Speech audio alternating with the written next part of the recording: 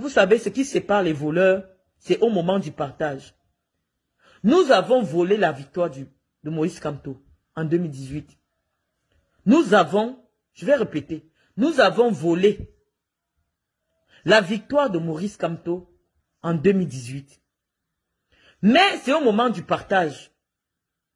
Comme tous les voleurs, vous avez lu Ali Baba et les 40 voleurs, c'est au moment de partager que les problèmes arrivent.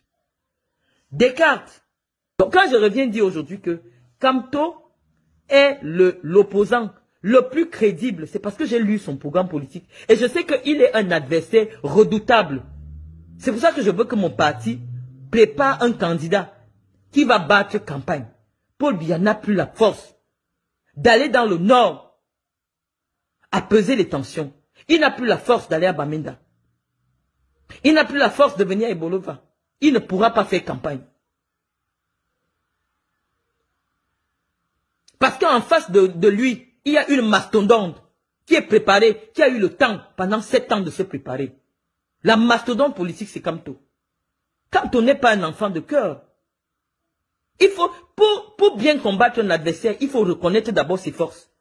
Lorsque vous allez en guerre, comme les filles qui me promettent la bagarre là, en étant sûres qu'elles peuvent me taper, c'est pour ça qu'elles sont souvent surprises. Quand vous allez en guerre, respectez d'abord la force de l'adversaire. Dites-lui que je sais que tu es comme ça, je sais que tu es comme ça, je sais que tu es comme ça. Mais parce que je sais que tu es comme ça, je me prépare mieux au combat. Kamto a eu 7 ans pour se préparer. Et il va être un adversaire redoutable pour le régime. C'est pour ça que j'estime qu'en face, un homme sénile de 92 ans, ça ne va pas passer. Ça ne va pas passer. On ne fait pas une campagne politique en 6 mois. Surtout pour quelqu'un qui est un challenger comme Maurice Kamto. Maurice Kamto va être candidat. À moins que la DGR l'enlève ces jours-ci. Kamto sera candidat. Kamto d'abord a la posture internationale.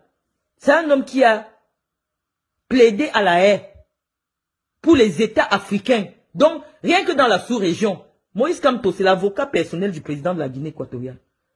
Rien que dans la sous-région, Maurice Kamto est une personnalité qui est respectée.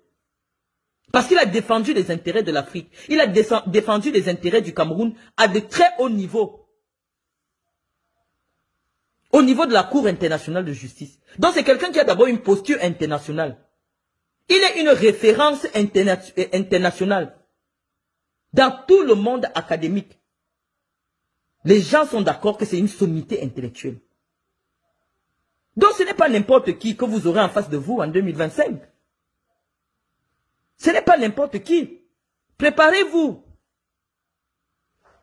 Donc nous on n'a pas besoin de dire qu'on est du MRC, on n'est pas du MRC. Non, je ne suis pas du MRC.